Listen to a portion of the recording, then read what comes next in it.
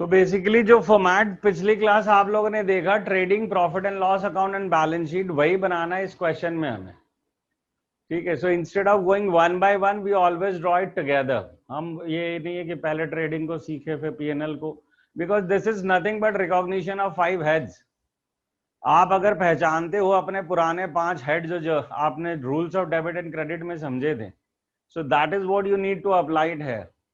वही चीज आपको यहाँ पे अप्लाई करनी है। ठीक है, एंड दैट वो मैंने आपको इंपॉर्टेंट पॉइंट जो लिखवाए हैं उसमें उसी 5 हेड का इंपॉर्टेंस बताया। तो सबसे पहले हम बना रहे हैं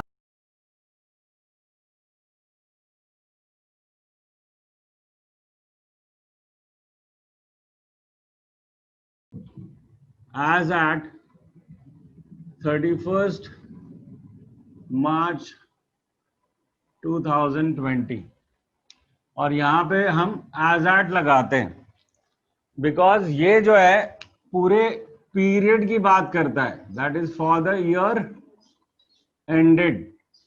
और ये as at मतलब क्या होता है कि ऑन दैट वेरी डेट क्या पोजीशन है मेरे एसेट्स, लायबिलिटीज और कैपिटल की। ठीक है, एंड इस हेड में यहां पे जो आ रही हैं चीजें वो क्या है, that's basically liabilities amount in rupee, assets and amount in rupee. Will go one by one. जो ट्रायल बैलेंस में आइटम गिवन है वो वन बाय वन वहां से लेंगे और उनको प्लेस करेंगे डिपेंड ऑन एसेट्स है, एक्सपेंस है, लॉसेस है तो इस एरिया में आना है, कैपिटल है, एसेट है, लायबिलिटी है, इस एरिया में है। कुछ चीजें हमारी फिक्स है वो हम पहले ही लिख लेते हैं, that is to opening stock नहीं होगा तो नील कर देंगे, कोई प्रॉब्लम नहीं है। To purchases less purchase returns, purchase returns नहीं होंगे तो नील कर देंगे। Similarly by sales and minus sales returns, ये भी नहीं होंगे तो नील कर देंगे। ये स्टैटिक चीजें हैं जो शुरुआत ऐसे ही होनी है हमारी। ठीक है, इस तरफ आए तो कैपिटल तो ऊपर आएगा ही आएगा and you will have space after that. 2-4 लाइनें हमें चाहिएंगी क्योंकि यहां पे हम डील करते हैं ड्राइंग्स को, नेट प्रॉफिट को या नेट लॉस को, तो कैपिटल के बाद 2-4 लाइन के बाद ही स्टार्ट करेंगे अगर हमारे पास आइटम्स आते हैं जब हम सम्स कर रहे हैं। बट ये इसकी फिक्स पोजीशन है capital. We are not writing the amount minded, मैं सिर्फ नाम लिख रहा हूं, अमाउंट एक भी नहीं लिखा अभी। फिर इधर हम लिखेंगे नॉन करंट एसेट्स। ठीक है, give them a half space approximately and then current assets, इनको आधी जगह दे दी। राइट, तो ये मैंने क्लियर कट डिफाइन कर लिया अपना area. I haven't written a single figure but I have defined the area right now.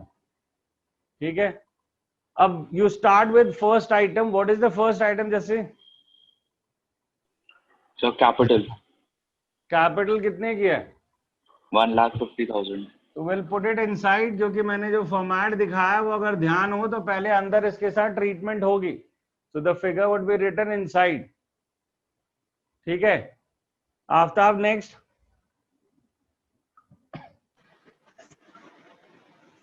Next item ये क्वेश्चन 23 है ना? हाँ जी सर 23 है, पर प्लांट एंड मशीनरी है उसमें तो पहला। इसमें कैपिटल 1,10,000 है। हाँ वो गलत जा रहा है, जैसे गलत तो है मैंने सर 2 मिनट। हाँ पहला आइटम ही नहीं है वो। अनमाइंडेड ये जो दे रखा है 23 में, ये डेबिट बैलेंस क्रेडिट बैलेंस के फॉर्म में दे रखा है, स्टेटमेंट फॉर्म में नहीं दे रखा। तब भी ये ट्रायल बैलेंस ही है बिकॉज वहीं से लाके ये डेबिट बैलेंस और क्रेडिट बैलेंस आपको दिखा रहे हैं। चलो आफ्ताब स्टार्ट करो फिर 23 आप ही। अब बताओ पहला आइटम क्या है? इसमें प्लांट एंड मशीनरी है। सो प्लांट एंड मशीनरी कहाँ जाएगी? इसमें से कौन सी जगह जाएगी? बैलेंस शीट में। किस तरफ? उसमें भी तो 2 साइड्स हैं। नॉन करंट एसेट्स में जाएगी। तो यहाँ पे लिखाएंगे मशीनरी कितने की?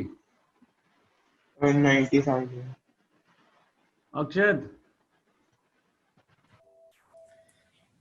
परचेजेस है वो कहाँ जाएगा? 58,000 इधर कहाँ? प्रॉफिट एंड लॉस में। ट्रेडिंग अकाउंट में ऊपर वाला सेक्शन ट्रेडिंग है, नीचे वाला है परचेज। कितना है आपका? 38,000।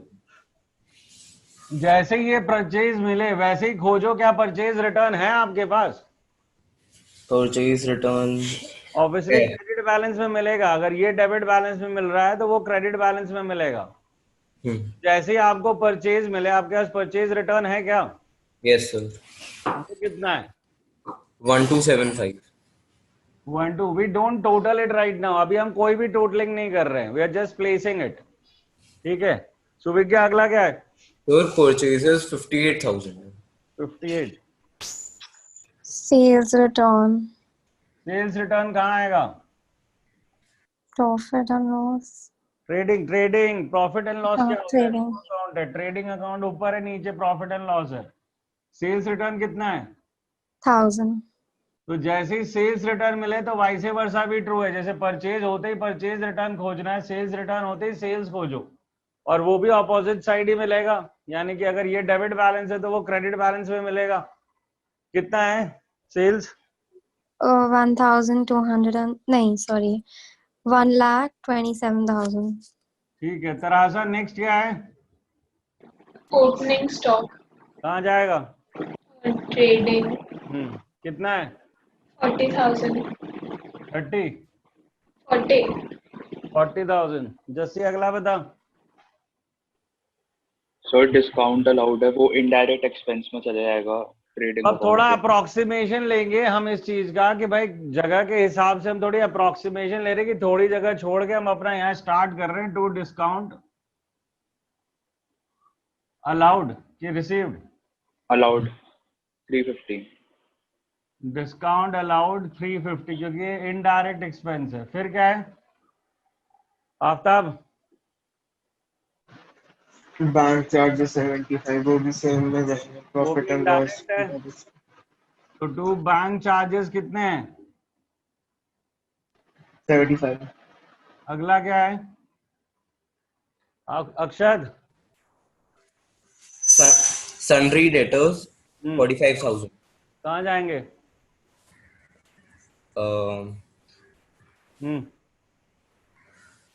इसमें ही होगा ट्रेडिंग वाले में। एसेट होते हैं। डेटर से बड़ा क्या एसेट हो गया? जिसे गुड्स बेच रहा है उसे डेटर कहते हैं। सॉरी। तो वही तो कह रहा हूँ कि नॉर्मल पुरानी क्लासिफिकेशन ही जान लेगी। अब क्या है वो? नॉन करंट है करंट है? करंट। तो अब यहाँ बताए तुझे करंट है। डेटर्स कितने हैं? 45,000। तो विज्ञान नेक्स्ट क्या है? Salaries, कहाँ आएंगी? तो expense होता है तो एक्सपेंस में भी यहाँ दो एक्सपेंस है, डायरेक्ट है इनडायरेक्ट है। direct, एक्सपेंस है तो ये डन है कि इधर आएगा, इधर नहीं आएगा। तो डायरेक्ट है इनडायरेक्ट है? profit कॉन्सेप्ट है and आपके loss. पास? डायरेक्ट एक्सपेंसेस के एग्जांपल्स हैं आपके पास? Yes sir. क्या हैं एग्जांपल्स डायरेक्ट एक्सपेंस के? What are the examples of direct expenses? Does salary counts there? नहीं.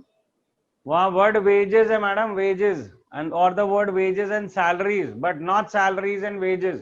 Yes sir. Line Yes sir. Specific है तो salaries डायरेक्ट एक्सपेंस नहीं है तो क्या है फिर? Indirect, तो कहाँ आएंगे? profit and loss. कितनी है सैलरीज? 6,800. राशा अगला क्या है? wages, हाँ wages, कहाँ आएगा ये? trading account, तो अभी बोल दिया मैंने, तू अगला भी बता। वेजेस कितना है? 10,000, 10,000। फिर क्या है? rate inwards, वो कहाँ आएगा? ये भी trading में, क्योंकि ये भी डायरेक्ट एक्सपेंस है, ये इनवर्ड है right for the purchase. yes, rate inward 750,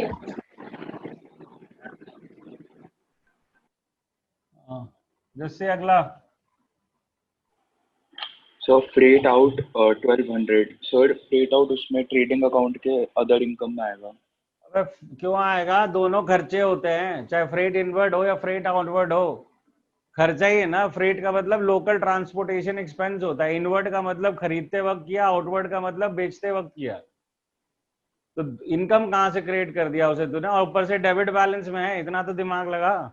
trial balance की डेबिट बैलेंस में तेरा इनकम आ रहा है क्या, तो कहाँ जाएगा फिर ये? सर वो ट्रेडिंग अकाउंट के डायरेक्ट ट्रेडिंग एक्सपेंस में में। नहीं आएगा खर्चा, अगर डायरेक्ट नहीं है तो इनडायरेक्ट ही है, और कोई दूसरा एक्सप्लेनेशन ही नहीं है तेरे पास, तो कहाँ से ला रहा है एक्सप्लेनेशन? दोनों खर्चे ही तो है। This is expense on sale.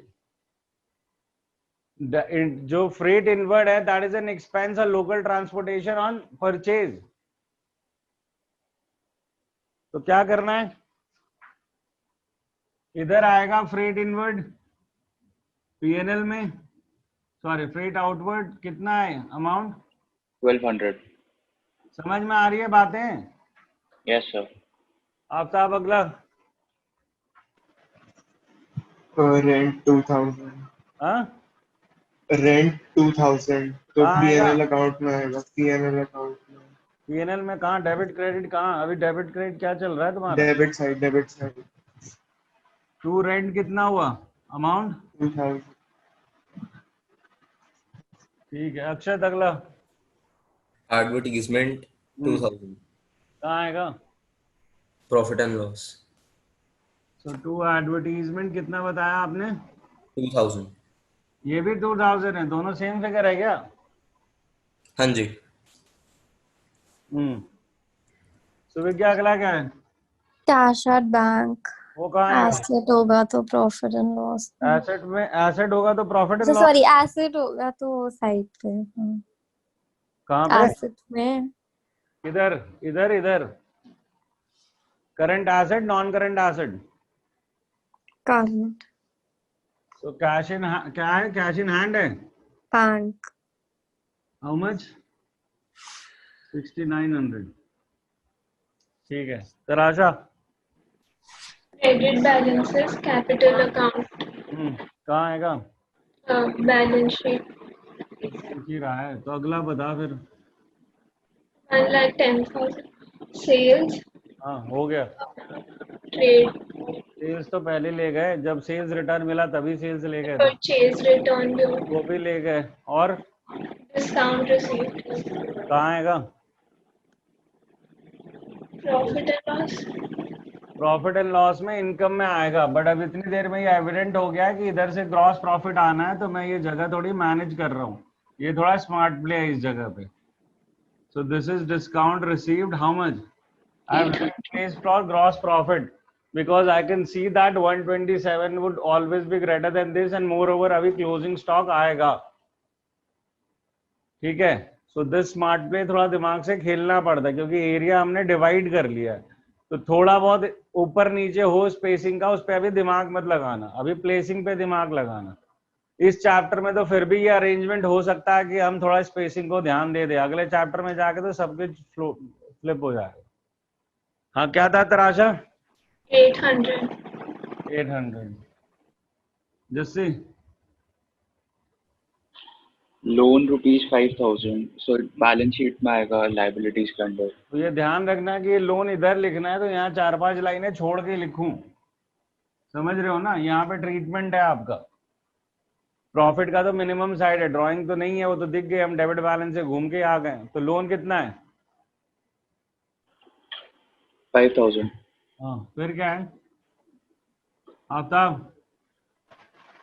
Salary creditors 20,000 तो कहाँ इसी आएंगे के सैलरी नीचे आएगा। क्रेडिट? हाँ और ये लाइबिलिटीज होगी बैलेंस शीट में। तो सैलरी 20,000 क्रेडिटर्स कितने हैं अमाउंट? 20,000। अक्षर सर खत्म हो गया। खत्म नहीं हुआ है बाबूजी, नीचे पढ़ोगे तो होगा ना खत्म। अच्छा, stock on 31st March 2020 was 35,000 rupees at cost, and its net realizable value, market value, was 40,000 rupees. तो इसमें से कौन सी वैल्यू लेनी चाहिए हमें? 40,000। 40 मतलब ज्यादा वाली है। हाँ जी। चलो उसकी बात बाद में करेंगे, पहले वापस बैक टू कहानी पे आओ। इंपॉर्टेंट पॉइंट 1 में लिखवाया था तुम्हें कि ट्रांजैक्शंस फ्रॉम जो given in trial balance would go to any one place. तो अभी तक हम सारा ट्रायल बैलेंस का आइटम देख रहे थे और वो किसी एक जगह को इम्पैक्ट कर रहा था, इधर ट्रेडिंग, पीएनएल या बैलेंस शीट जा रहे थे। Now this is item given outside the trial balance, जो कि लास्ट पॉइंट था, and it would go to two places. What? Basically एक जगह तो आप यहां लेके आते हो जब क्लोजिंग स्टॉक की बात आती है, ठीक है। तो एक तो क्लोजिंग स्टॉक यहां आता है जो कि जर्नल एंट्री है, closing stock account debit to trading account, और जब ये जर्नल एंट्री पास करती हो तो क्लोजिंग स्टॉक का अकाउंट जो है वो बैलेंस रह जाता है। तो इसीलिए आपको क्लोजिंग स्टॉक यहां पर भी दिखाना, but by the name of stock only, क्योंकि ये क्लोजिंग तो है ही है, क्योंकि वो बनी रह रही है balance sheet March 31, 2020। So any stock over here would be closing stock.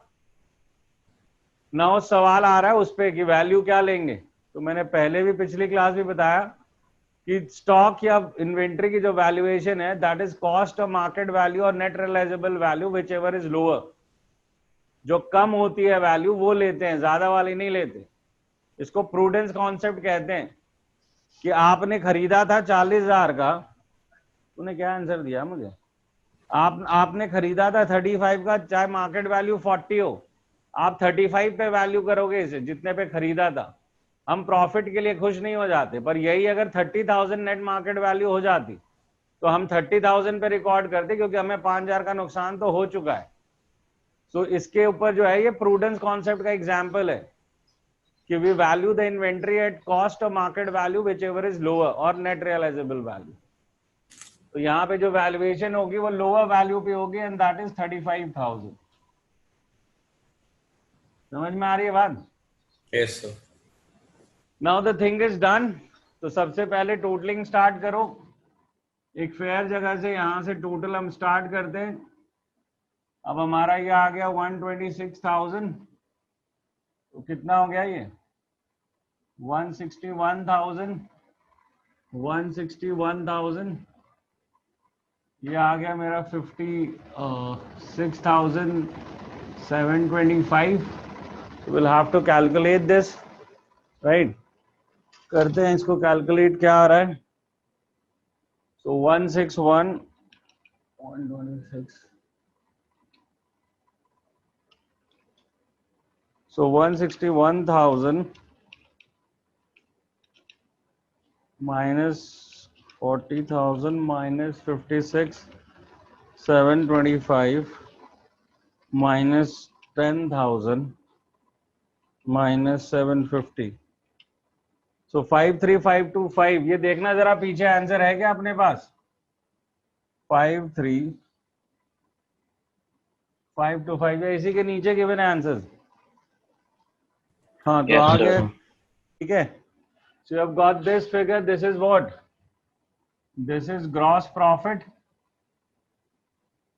CD. अब यहां पे लिखेंगे by gross profit BD, that is 53,525। अब इसको भी सिमिलर पैटर्न में टोटल करना है हमारे को, एंड हायर टोटल वही जो बैलेंस वाला था खेल हमारा लेजर का। So this is 54,325। So 54,325। तो 54,325 से हम माइनस कर रहे हैं कितना? 350 minus 75 minus 8,000 minus 4,000, so 41,900, right? So यहाँ एक फिगर आ गया आपके पास 41,900। So this is what? This is net profit transferred to capital account. ये कहाँ जाएगा? ये कैपिटल अकाउंट में ट्रांसफर होगा। ना कैपिटल अकाउंट में ट्रांसफर करेंगे तो कहाँ लिखेंगे? तो मैनेज द एरिया थोड़ा सा बड़ा लिख लो। Net profit is how much? 41,900 So that's 151,900. Now this balance sheet should match. That is the ultimate test. Ultimate test क्या है? ये balance sheet आपकी match होनी चाहिए. So let's see, will it match? So this side it is 151,500 plus 30,000. So ये 181,900 आ रहा है, but the balance sheet total in answer is 176,900. तो भाई आप कहीं गलती कर रहे हैं क्या? 141 कैपिटल लोन सन्ड्री क्रेडिटर्स होने का तो सवाल है नहीं. Sundry creditors 20,000. डेबिट पे जा गया, क्या कह रहा है? अरे वो Sundry क्रेडिट ज्यादा आ गई है, ये 20,000 है ना. तो 5,000 हटा देते हैं, तो 176,900. ठीक है ये वाला. And that side it should be 176,500. Check करना होगा कि है कि नहीं. So that's minus 1,35,000 minus 6,900. So that's it. तो समझ में आ रही है बात? प्रोसेस को समझो कि करना कैसे है. पहले सारे आइटम्स हम लेके एक एक करके प्लेस कर रहे हैं, पर उससे पहले हमने अपना फॉर्मेट स्टैटिक किया with respect to opening, purchase, purchase return, sales, sales return, capital, non current asset और करंट एसेट. ये हमने बना के पहले ही रख दिया. तो now things are static for us. Now एक एक आइटम आता गया और हम अपने जो पुरानी क्लासिफिकेशन है उसी को यूज कर रहे हैं. जो हमारे डेबिट क्रेडिट के मेजर हेड्स थे उन्हीं को इस्तेमाल कर रहे हैं अल्टीमेटली हम वापस, या अकाउंटिंग इक्वेशन में जो हेड्स देखे थे वही वापस इस्तेमाल हो रहे हैं.